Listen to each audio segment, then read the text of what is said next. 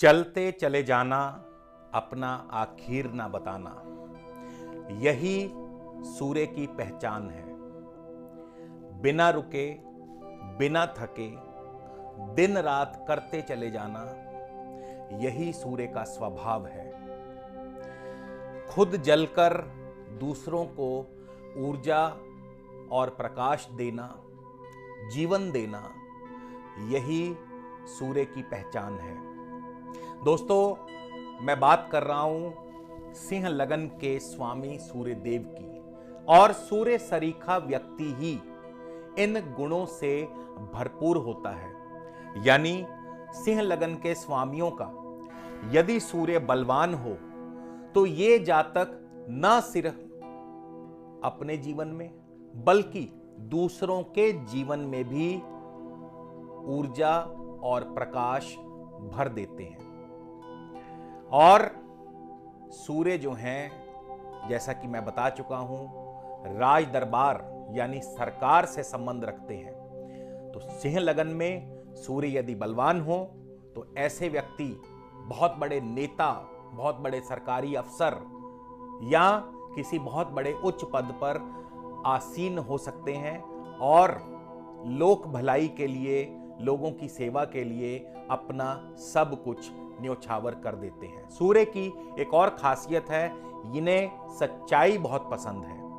तो जिनका भी सूर्य सिंह लगन में बलवान हो, ऐसे व्यक्ति दिल से सच्चे होते हैं। आज सिंह लगन के जातकों के लिए कौन कौन से रत्न उपयोगी माने गए हैं, कौन कौन से रत्न आपके लिए शुभ हैं और कौन से रत्न आपको क्या फल प्रदान करेंगे, किस रत्न को पहनने से आपको क्या फल मिलेगा, इसके बारे में विस्तार से हम चर्चा करेंगे। तो स्वागत है आप सबका एक बार फिर से आपके अपने चैनल स्काई स्पीक्स पर। दोस्तों, इसके अलावा यदि आप मुझसे अपनी जन्म पत्री के संबंध में निजी ज्योतिषीय परामर्श लेना चाहते हैं जिस पर कि शुल्क लागू है, आपसे मेरी विनम्र प्रार्थना है, गुजारिश है, डायरेक्ट कॉल करने से पहले कृपया स्क्रीन पर दिए गए नंबर पर व्हाट्सएप भेज के जरिए मैसेज भेजिए, परामर्श शुल्क की जानकारी लीजिए। यदि आपको उचित लगता है तो आप अपना अपॉइंटमेंट बुक करवा सकते हैं।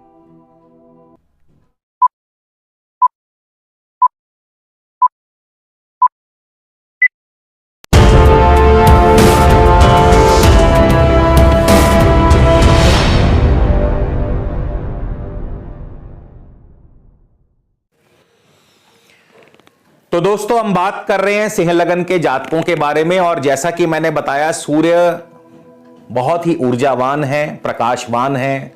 सूर्य बिना रुके, बिना थके चलते चले जा रहे हैं, चलते चले जा रहे हैं, दूसरों के जीवन में ऊर्जा, प्रकाश, जीवन देते चले जा रहे हैं। सूर्य का काम है देना, खुद जलकर दूसरों को देना, प्रकाश देना। इसीलिए जिनका सूर्य बलवान हो उनके अंदर ये सभी गुण विद्यमान होते हैं। ऐसे व्यक्ति राजनेता, बहुत बड़े नेता, सरकारी अफसर, आईएएस, आईपीएस या बहुत उच्च पदवी पर आसीन होते हैं और सच के लिए अपना सब कुछ न्योछावर भी कर देते हैं। और यदि सूर्य आपका कमजोर हो, यदि सूर्य आपका बलहीन हो तो फिर इन सब गुणों में कमी पाई जाती है और साथ ही साथ आपके मान, पद, प्रतिष्ठा पर भी इसका प्रतिकूल प्रभाव पड़ता है। तो ऐसे में यदि आपको इन सभी गुणों की कमी महसूस हो रही हो, यदि आपको उचित मान, पद, प्रतिष्ठा न मिल पा रहा हो, यदि आपकी सेहत व स्वास्थ्य कमजोर हो, बार बार आप बीमार पड़ जाते हो और यदि आपका सिंह लग्न है या सिंह राशि है, तो ऐसे में आप बिना किसी संकोच के सूर्य का रत्न माणिक्य धारण कर सकते हैं। और माणिक्य यदि आप पुरुष हैं तो दाएं हाथ की रिंग फिंगर में, और यदि महिला हैं तो बाएं हाथ की रिंग फिंगर में आप इसको पहन सकते हैं।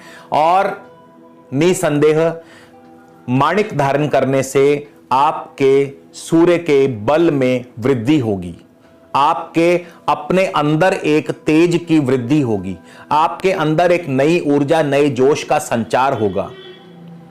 तो आप यदि सिंह लगन के अंतर्गत आपका जन्म हुआ है और सूर्य कहीं किसी कारणवश आपके कमजोर हैं तो फिर आप माणिक्य धारण कर सकते हैं। इसमें कोई संदेह नहीं, कोई संशय नहीं, कोई संकोच नहीं कि सूर्य आपको शुभ फल ही प्रदान करेंगे, क्योंकि लग्नेश सदा सर्वदा शुभ फल प्रदान करता है, बशर्ते कि बलवान हो। बलहीन हो तो फिर उसके फल देने में कमी आ जाती है। ऐसा नहीं कि वो अशुभ फल प्रदान करेगा, लेकिन उसकी सामर्थ्य कम हो जाती है। तो ऐसे में सूर्य को बलवान करना बहुत जरूरी है, और ग्रहों को बलवान करने के लिए सबसे उत्तम है उनका रत्न धारण कर लेना। अशुभ ग्रहों के प्रभाव को कम करने के लिए हमेशा दान, जप, तप, व्रत, अनुष्ठान आदि का विचार किया जाता है। उन ग्रहों से संबंधी चीजों का दान किया जाता है, उस ग्रह को मनाने के लिए उसका जप, तप, व्रत किया जाता है। लेकिन ग्रहों को बलवान करने के लिए हमेशा से उनके रत्न को धारण करने का प्रचलन है, और ये अनादि काल से रत्न धारण करने की प्रक्रिया चली आ रही है। हमारे वेद पुराण शास्त्रों में भी इन रत्नों का उल्लेख मिलता है। इसके बाद आपके सिंह लगन में जो दूसरे नंबर पर सबसे शुभ ग्रह माने गए हैं वो है बुध। बुध आपके लिए शुभ इसलिए माने गए हैं कि एक तो सूर्य के मित्र हैं, और सूर्य और बुध के मिलने से बुध आदित्य योग भी बनता है। तो यदि आपने माणिक्य धारण कर रखा है, या यदि आप माणिक्य धारण करना चाहते हैं, तो उसके साथ ही साथ यदि आप पन्ना धारण भी करते हैं, बुध का रत्न है पन्ना, तो यदि आप पन्ना धारण करते हैं तो क्योंकि बुध आपके धनेश हैं और लाभेश हैं, और सूर्य के साथ इनका जो योग बनता है बुध आदित्य योग, तो माणिक्य के साथ पन्ना यदि धारण किया जाए तो निसंदेह धन और लाभ की कोई कमी नहीं रहेगी। आपकी वाणी में तेज बढ़ेगा। आप यदि वाणी से जुड़े कार्य करते हैं, यदि आप वकील हैं, लेक्चरार हैं, एक्टर हैं, सिंगर हैं, या आपके ऐसे कार्य जिनमें वाणी का उपयोग होता है, टीचर हैं, प्रीचर हैं, तो आपको निसंदेह बुध के शुभ फल प्राप्त होंगे।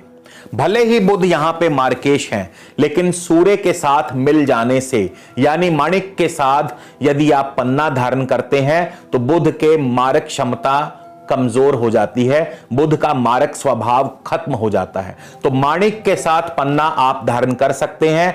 मान, पद, प्रतिष्ठा के साथ धन और लाभ भी आपका बढ़ेगा।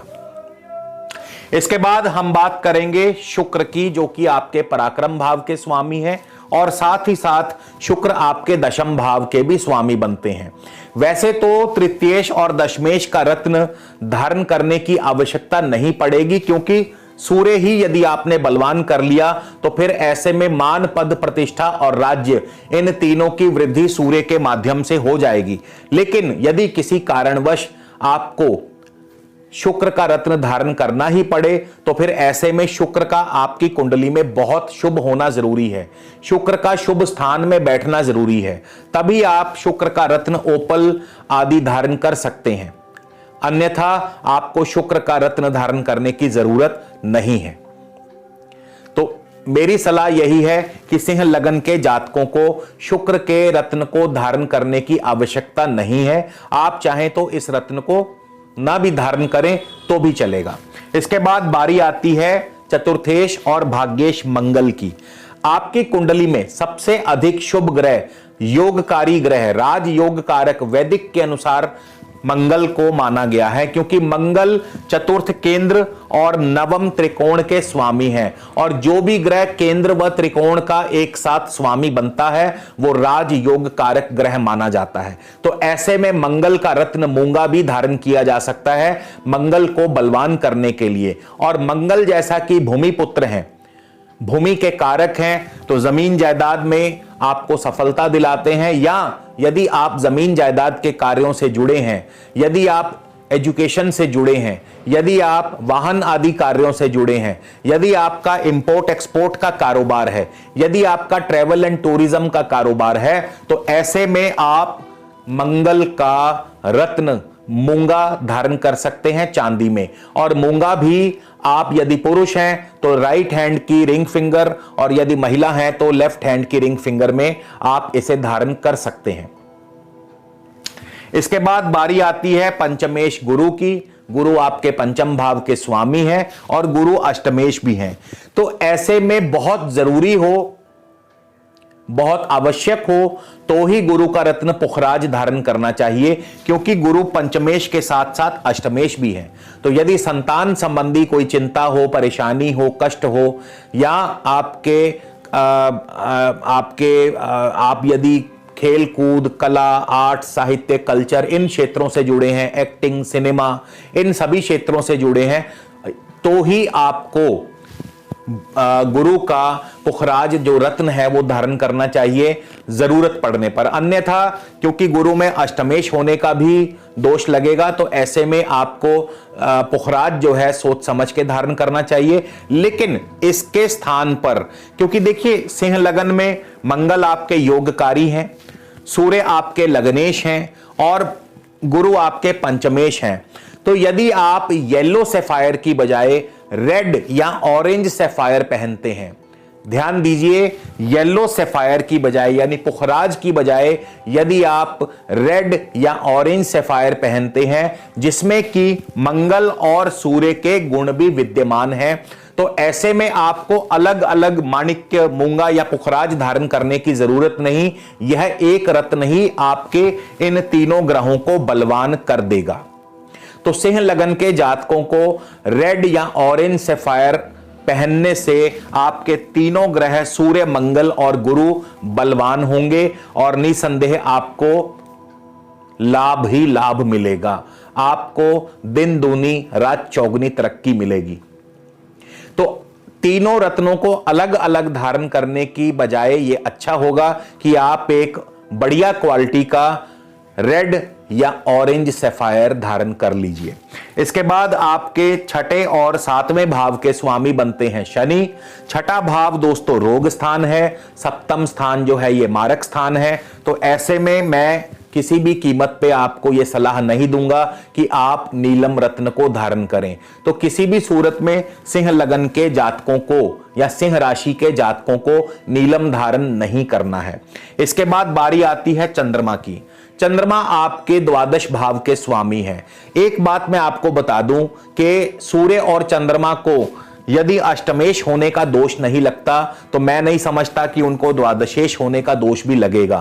तो बहुत जरूरी हो, यदि आपका विदेशी व्यापार हो, उसमें सफलता ना मिल पा रही हो, फॉरेन सेटलमेंट ना हो पा रही हो, आपको पीआर ना मिल पा रही हो, आपको फॉरेन सेटल होने में दिक्कतें पेश आ रही हो, तो ऐसे में आप मोती धारण कर सकते हैं चांदी में। और दोस्तों इसके अलावा मैं आपको यह भी बता दूं, वैसे तो आप ये रत्न कहीं से भी प्राप्त कर सकते हैं, लेकिन यदि आप प्योर जेन्युइन शुद्ध 100% लैब सर्टिफाइड रत्न लेना चाहते हैं तो उसके लिए आप स्क्रीन पर दिए गए नंबर पर व्हाट्सएप भेजिए। आपको हम उस रत्न की पूरी जानकारी देंगे और आपको हमारे यहां से 100% जेन्युइन लैब सर्टिफाइड शुद्ध प्योर रत्न आपको कोरियर के द्वारा घर बैठे ही मिल जाएंगे। तो उम्मीद करता हूं आपको यह वीडियो अवश्य पसंद आया होगा। अगले वीडियो में आपसे फिर मुलाकात होगी दोस्तों। तब तक के लिए नमस्कार, धन्यवाद।